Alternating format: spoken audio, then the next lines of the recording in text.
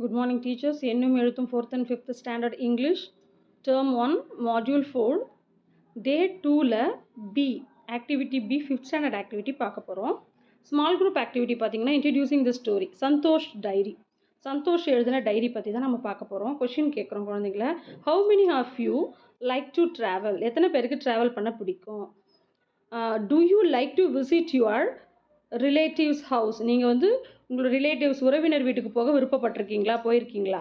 Whose house do you like to go to? யாரோட ஹவுஸ்க்கு வீட்டுக்கு போக நீங்கள் ரொம்ப விருப்பப்படுறீங்க? What are the preparations you do before you travel? Travel பண்ணுறதுக்கு முன்னாடி நீங்கள் என்ன ப்ரிப்பேர் பண்ணிட்டு போவீங்க, என்னென்னலாம் கொண்டு போவீங்க? What do you do when you go there? அங்கே போய் நீங்கள் என்ன செய்வீங்க? இது மாதிரி கொஷின்ஸ் எல்லாம் கேட்கணும். அவங்க என்ன சொல்கிறாங்களோ அதை அக்செப்ட் பண்ணிக்கணும். அடுத்து நம்ம சொல்லணும், now I will read a message slowly listen and guess what it is. நான் ஒரு பேசேஜை படிக்க போகிறேன், ஸ்லோவாக படிக்க போகிறேன், நீங்கள் லிசன் பண்ணுங்கள், அது என்னன்னு பார்க்கலாம். 10th April I packed my clothes and tab. 11th April I travelled by bus. I saw many trees. I saw paddy fields. The village was green and free from pollution. 12th April I went for a morning walk. I felt the cool breeze.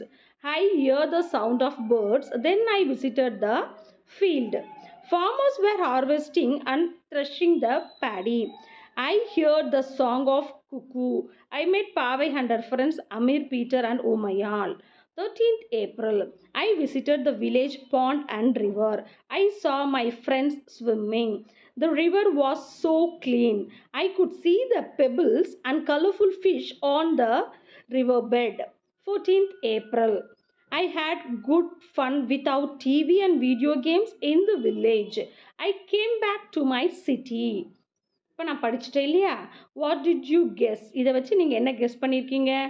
It is about a visit to some place. ஏதோ ஒரு விஷயம், ஏதோ ஒரு இடத்துக்கு போனதை பற்றி கூறியிருக்கேன், சொல்லியிருக்கிறேன் அப்படின்னு சொல்லிட்டு can you someone tell me?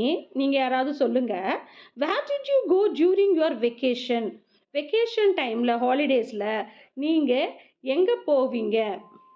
What did you go there?